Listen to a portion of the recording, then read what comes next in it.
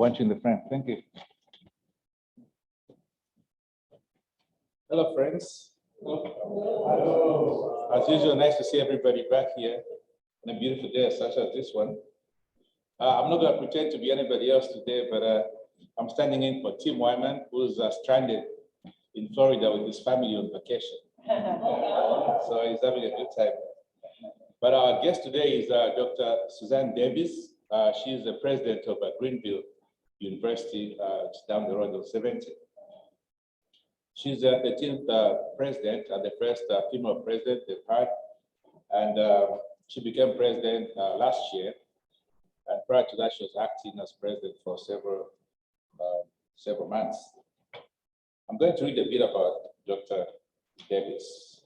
She graduated from Greenville some years ago, and then went on to do her MBA and JD degrees, and then also taught at Eastern Illinois University and came back to Greenville, where she's been very instrumental in enrollment management, development, fundraising, and the Board of Trustees have a lot of faith in her abilities. So I'm going to read a quote from the Board of Trustees president, who said the following. I found it very, very interesting. The chair for the Board of Trustees said, as higher education has moved into such highly tumultuous, precarious, and changing environment, I've seen Suzanne bring new ideas and solutions time after time. She's been uniquely gifted by God to not only see opportunities and possibilities many can't see, but to use her connectivity and strategic ideas to bring them to fruition. Her love of Greenville and her willingness to be obedient to the Lord's calling has brought her here today. So Dr. Davis, I think the Lord is watching. And with that, please join me in welcoming Dr. Davis to the podium.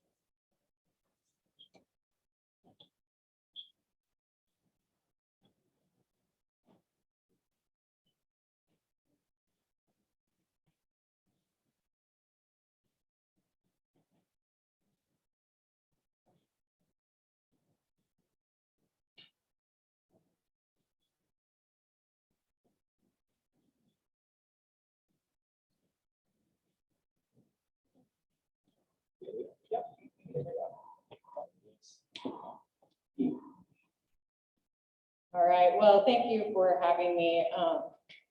It is an honor to speak to Rotarians, as my father actually was a Paul Harris Fellow, the late Steve Allison. I come from Greenville, or I was at Greenville for college, but I actually came from the other side of the state, a small town called Casey, Illinois.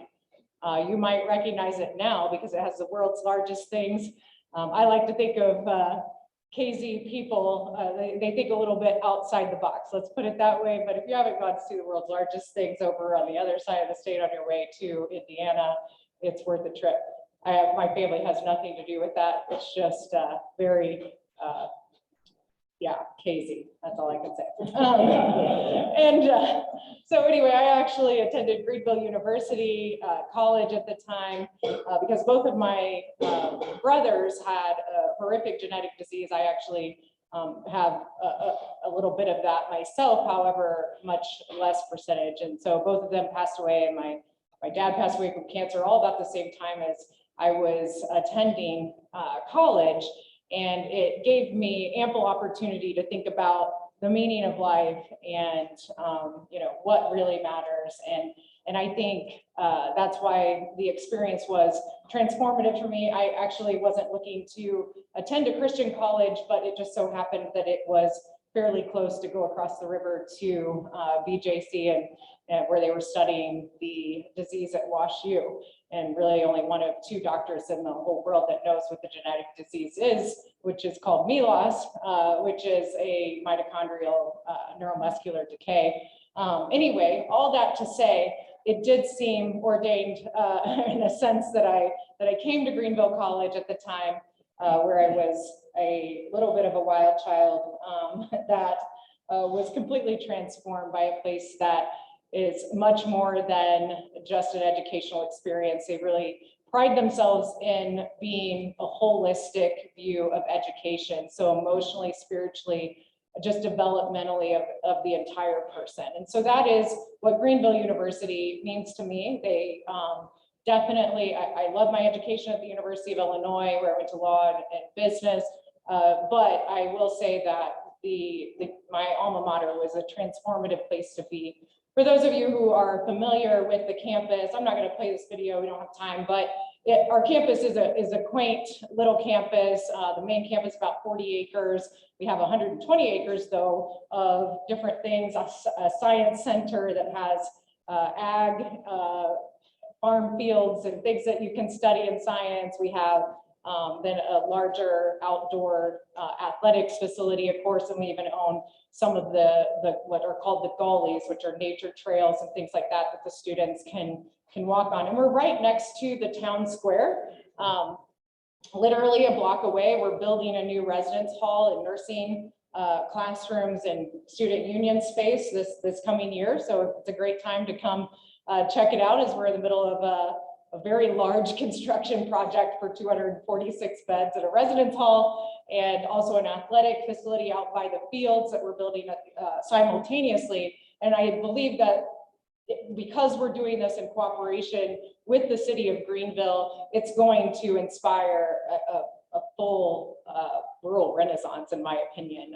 It really has started to spark investment, spark a lot of town spirit that is committed to this town square that's just a block away from a major economic driver to revitalize and turn broken windows into a vibrant downtown square. And I know that that's something that's interesting to all of you. Our Economic Development Administration has been very generous as we partner with the town, as well as the other larger employer, the hospital, to launch this BSN in nursing. The HSHS network is involved in that, along with their St. John's School of Nursing in Springfield will actually be the one offering the BSN degree. We're doing the first 2 years, they're doing the second, and the students will walk across the stage from our campus, being able to be in residence there for 4 years. So a lot of interesting things that we're doing. Just a little bit about the campus, maybe some of you are aware of it. We're actually 130 years old this year, but we've been ranked the 5th safest campus in the United States. We're just, like I said, 45 miles from the river. We have 50+ degree options. We've been ranked #1 as the safest campus in Illinois, and we have 20+ student organizations. All sorts of academic things that we could talk about, but these are kind of the major areas. And some of you in this room, even I've heard, have gotten education masters from us, a very popular program where we excel in our education, both undergraduate and graduate degrees, as well as masters in business administration. So those are 2 master's level programs. And then undergraduate, we have 98% placement into medical school out of our biology department. So that's nothing to take a stick at. It's a pretty impressive record. And that's for as long as I've been there, which is just a little over 10 years. We have criminal justice. We pride ourselves on experiential learning. We believe that you need to experience things first to fully reflect on them in the classroom. So we don't believe in a sage on a stage model. We believe that our professors go alongside. So I always tell our students, our prospective students, that if you're an education major, we'll make sure you're in the classroom, not your 4th year, because you better not figure it out then. You better figure it out your 1st year if you're made for education. Similarly, if you are a criminal justice major, we'll send you to prison in your very 1st year, because it's really important to know, right, that you like the criminal justice system and being part of that. or not. The list goes on, but we want to make sure that students understand their sense of calling and vocation early and often as it changes, sometimes throughout their 4 years or even 2 years as a transfer student. We have over 130 articulation agreements with area colleges. And so I would be surprised if someone near you hasn't taken part in something from Greenville, whether it's at Lewis and Clark, other community colleges, SIUE. There's a lot of partnerships that we believe that if we can't do it ourselves, let's connect, or if we can do part of it well, let's do that part. So we're very much into immersive experiential learning, interconnectedness, both internally on the campus because we're small enough to do interdisciplinary project teams. And so we've served over 250 small businesses and organizations just this year because we believe in service learning. Our mission statement is empowering students for lives of character and service. And so we believe in getting out there, serving these organizations through interdisciplinary project teams and other opportunities for our students. We have plenty of student life. I'm gonna keep going through this pretty quickly, if I can. Plenty of student life opportunities. Study abroad opportunities. We're very globally minded campus. I would note that we have about 100 international students on campus every year. That might be surprising to some. Another thing that's surprising to some is that in this very small town just east of here, we would represent typically around 30 different countries on our campus, and we have about 30% domestic diversity and 43% if you count international diversity. And so we are a very diverse campus for a small town and a small Christian based college. It's a Free Methodist affiliated school. So we have a lot of connections that way. We have also very local type initiatives like bass fishing. We have a big lake just a few miles from campus and a lot of walking trails and activities that goes along with it. And so we started bass fishing due to the popularity of the sport in our area. We also have a esports team and we renovated one of the buildings on the town square. And so it's a very historic building, but it's very modern in that it has a large video wall, which you can put gaming tournaments, not that kind of game, esports games up on the screens. And there's a hub of about 40 stations, esports stations in the basement. And so it's very modern technology in a very historic, large building on the town square, which is kind of a fun juxtaposition of things. We have lots of athletic programs. And so if you name it, we probably have it. We actually recently started gymnastics in partnership with the USAG. They came to us saying they needed more Division III opportunities for gymnasts. And as it stands, we're correct. We have a full team slated for this fall, both men's and women's, 20 athletes. And we're starting a community gym. Again, anytime that we start something, we want to think to ourselves, how could we serve the community through this as well? And so the gymnasts will lead essentially in this club where a local director will lead that program, as well as having the collegiate level gymnastics. So if you're interested, drive on over for some of our meets. We're playing teams you might recognize, like the University of Illinois and other major Division I institutions. But we have, as you can see, most of the varsity sports that you would think of as well.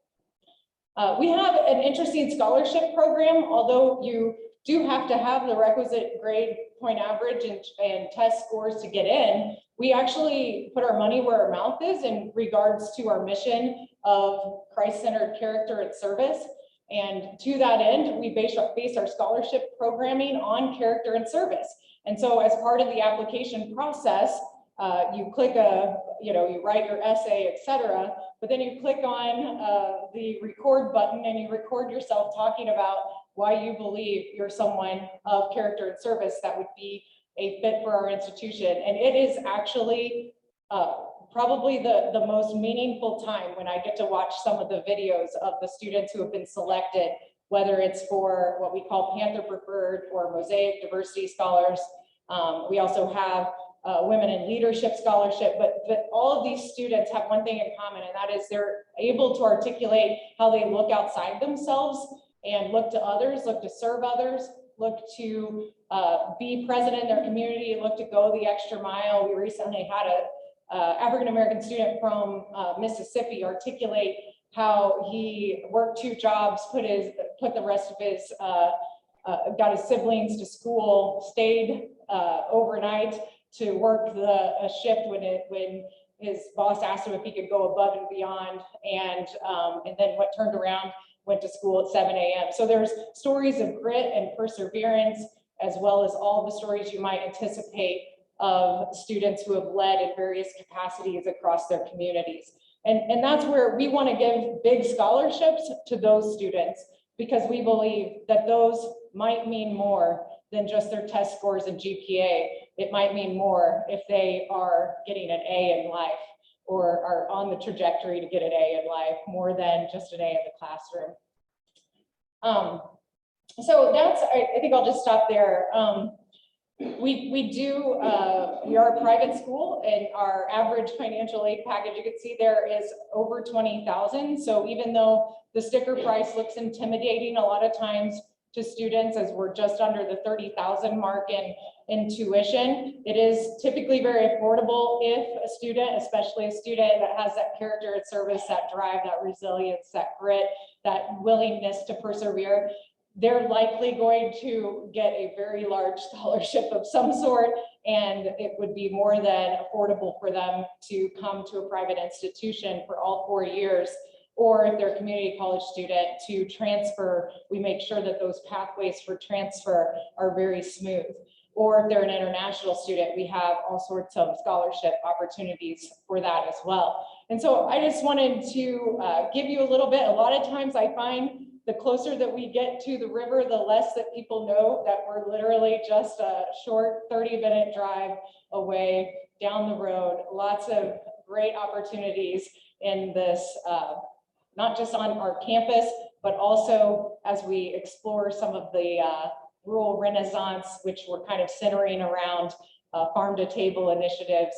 So as it turns out, like, you could pay $1.99 for your gallon of milk, or you could pay $5.99 and see your cow on your phone, and within 24 to 48 hours have that milk as a single source. So little things like that are going on in Greenville. That's the Milk House compliments of Michael Turley, the CEO of Osborne Bar, that retired to be a dairy farmer and start up the Milk House and Rolling Lawns. So if you haven't heard about things like that, or Mark Hoot's Jersey Creamery, where female entrepreneurs have started up a whole thing. If you haven't had Mark Hoot's cheese curds, they're amazing. I encourage you to do so. So there's more than just the college.